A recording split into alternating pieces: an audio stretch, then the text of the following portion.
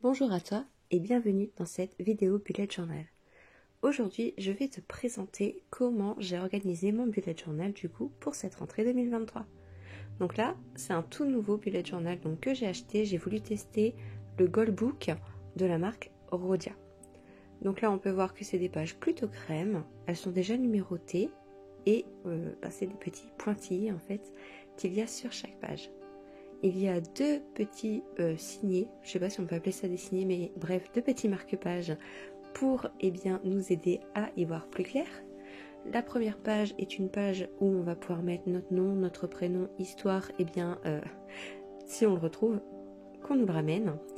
Il y a, il me semble, 6 pages d'index pour pouvoir y noter du coup notre contenu. Ensuite, on a 2 calendriers annuels de janvier à décembre, donc une vue plutôt verticale avec toutes les dates de 1 à 31 à chaque fois, puis ensuite une vue un peu plus futurologue avec du coup des colonnes horizontales cette fois. Ensuite, on peut voir qu'il y a 224 pages et à la fin, on a un petit soufflet pour venir y ranger nos stickers. Et donc j'ai oublié de te montrer aussi, mais il y a également le petit élastique pour venir accrocher un stylo à ce carnet.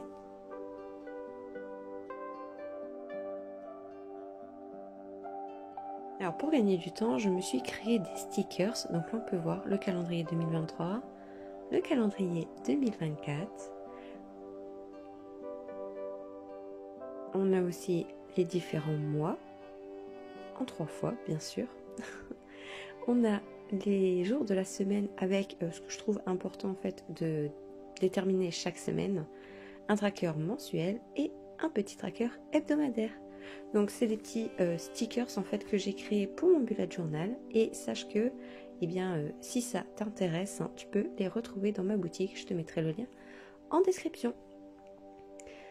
Donc juste avant de coller les petits stickers du coup des mois à venir à partir de janvier, ce que j'ai fait c'est que dans notre premier futur log on va dire, je suis venue coller les pages de janvier à juin puisqu'ils ne servent à rien.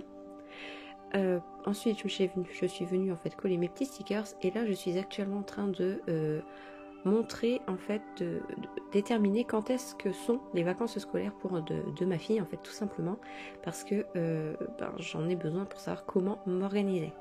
Donc juillet août je m'en suis pas occupée, je me suis occupée de septembre et là ce que je vais faire c'est que je vais venir noter tous les jours de la semaine de septembre, comme ça moi ça me permet entre les rendez-vous pour le bébé et les rendez-vous pour ma fille de savoir quel jour c'est. Voilà, donc là je prépare du coup tranquillou mon petit futur log. Et on va passer du coup à la première page vraiment de ce bullet journal, c'est la page anniversaire. Donc je l'ai fait toute simple, j'ai juste fait un petit peu de calligraphie pour le nom de la page. Et ensuite je suis venue du coup coller les stickers des mois en fait à chaque colonne. Donc j'ai fait 3 colonnes sur 4 lignes. Voilà. Ensuite je viens du coup habiller un peu la page en mettant un cadre en quelque sorte autour de mes stickers et ensuite je suis venue du coup ajouter un peu de surligneur en fait rose au dessus. J'ai commencé à écrire quelques anniversaires donc dont le mien si jamais ça vous intéresse. J'ai pas tout noté parce que bon après je vais mettre aussi celui de ma fille, de mon mari, tout ça, donc j'ai préféré garder ça quand même relativement secret. Ensuite, je suis venue ajouter le suivi budgétaire. Donc ça, c'est une page que j'aime beaucoup parce que comme actuellement, je ne me verse pas de salaire avec l'entreprise et que la plupart des factures sont débitées de mon compte, du coup, j'ai besoin de savoir exactement en fait combien j'ai besoin d'avoir par mon mari, histoire de pouvoir payer les factures, bien évidemment. Et quand je peux me tirer un salaire, je le déduis forcément de ce qu'il me doit, comme ça, enfin de ce qu'il me doit, il me doit rien, mais voilà, de ce qu'il faut des factures, dirons-nous, histoire qu'il puisse aussi profiter de son argent. Voilà, voilà. Donc là, j'ai fait toutes les colonnes de septembre à juin. Je suis venue coller toutes les petites étiquettes. Et là, je viens faire un peu le listing de tout ce qui passe tous les mois sur nos comptes. Enfin, le mien surtout. Sachant que, par exemple, Netflix, c'est sur le compte de mon mari. Voilà. C'est des genres de, de petites choses que je sais et que voilà. Mais voilà, les dépenses pro, par exemple, je les ajoute. J'ai déjà un petit budget exprès pour me former tous les mois. Bon, il est très petit pour l'instant, mais bon, c'est déjà ça, etc., etc. Donc, j'hésite pas à tout noter. Ensuite, la prochaine page que j'ai créée, donc c'est la page de mes objectifs 2023. Donc là, je calligraphie un petit peu. Donc j'ai voulu très simple. Hein. J'ai juste fait un peu de calligraphie et j'ai ajouté de la couleur, quoi. Waouh, j'ai rien fait de très mirobolant parce que, eh bien, j'en avais pas forcément l'envie. J'ai vraiment envie de revenir un peu plus dans l'essence du bullet journal qui n'est pas, du coup, le visuel, mais vraiment de l'organisation pure et dure. Donc voilà, c'est ce que je fais avec le bullet journal. Donc là, en fait, dans cette page, je vais venir déterminer 3 des gros objectifs de cette fin d'année 2023, qui va être du coup, eh bien, mon objectif concernant mon nouveau positionnement, puisqu'il faut savoir que désormais, j'accompagne les femmes à vivre une véritable transformation intérieure pour ensuite pouvoir se créer une vie 100% alignée à ses besoins. Donc pour ça, on va passer par la connaissance de soi grâce à l'astrologie, l'introspection, le journaling, ce genre de choses, l'organisation grâce au bullet journal ou à Notion, et l'art-thérapie pour soigner les petits maux du quotidien et remettre de la créativité au cœur de sa vie. Donc c'est pour le premier objectif. Le deuxième objectif, donc, c'est préparer mon congé maternité, puisque je serai en congé maternité alors si mes souvenirs sont bons au niveau des dates, hein, on serait donc du 20 novembre 2023 jusqu'au 26 février 2024.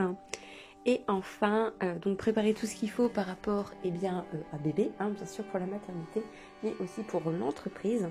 Et enfin, le troisième objectif que je me suis fixé, je crois que c'est sur la création de contenu, où je vais essayer d'être régulière, et aussi mon accompagnement que j'aimerais lancer à partir du mois de mars ou avril 2024. Et donc là, ma petite page de présentation du mois de septembre, donc rien de bien exceptionnel, j'ai juste écrit le titre, le nom du mois en fait, les objectifs que je vais me fixer sur le mois, je vais pouvoir le mettre ici, et une to-do, donc ça, la petite to-do, je ne sais pas si ça va rester là ou si je vais le transformer en note ou je ne sais pas encore, on verra. Et j'ai mis un petit calendrier avec, en fait c'est un peu comme mon Slylog, mais en mode très raccourci finalement.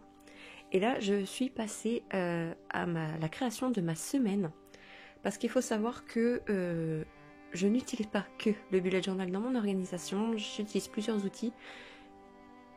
J'utilise encore par exemple Notion, j'utilise aussi le frigo bloc, donc ça c'est pour noter les trucs importants pour ma famille, et aussi pour quand mon mari est à la maison, lui dire quand est-ce que j'ai des lives, ça lui évite de regarder mon bullet journal en fait. Moi j'ai les horaires très précises en fait de mon mari sur ce fameux frigo bloc aussi, ça me permet d'avoir une vue très rapide du mois quand je dois prendre un rendez-vous, puisque comme mon bureau est à côté, eh bien c'est pratique. Donc je suis passée en vue de la semaine, puisque ce sera uniquement les tâches que j'ai à faire dans la semaine qui seront notées. Parce que ce que je faisais dans mon bullet journal, c'est que je notais mes tâches du jour, et je faisais aussi une partie introspection, journaling juste en dessous. Et là, comme j'ai un carnet dédié, en fait, je n'ai plus besoin de le faire. Voilà, donc là c'est terminé, j'ai juste fait 8 cases, j'ai mis les stickers de chaque jour, j'ai fait des cadres, ajouté de la couleur, et là je note les petits rendez-vous que j'ai, donc un rendez-vous bébé, un rendez-vous avec Lise, et puis le fait que ce soit la rentrée. Voilà, donc là ce que je fais, c'est que je vais direction mon index, afin de pouvoir venir répertorier en fait les pages que je viens de créer. Donc je vérifie pour être sûre que ce soit bien les bonnes pages que j'ai en tête, hein, bien sûr, pour pas me tromper. Et donc je note pas semaine par semaine dans mon index, puisque sinon, même si là il y a beaucoup de pages, eh bien ce serait trop long. Voilà, et donc là tu découvres la fin, donc mon futur log est déjà créé, bien sûr. Ici les dates anniversaires, surtout les dates de vacances, je vais le remplir par la suite hors caméra avec tous mes rendez-vous bébés, tout ça. Ici la page anniversaire, donc sur la page de gauche je pense que je ferai un dessin, ma page suivi de budget, mes objectifs 2023, ma petite page de présentation du mois de septembre et ma semaine du mois du mois de septembre, la première semaine. Et je mets un petit marque-page sur la semaine et sur le suivi budget, puisque c'est des pages que je dois remplir dès maintenant. J'espère que cette vidéo t'a plu. Moi, en tout cas, j'ai pris plaisir à reprendre cette série de vidéos et je te dis à très bientôt.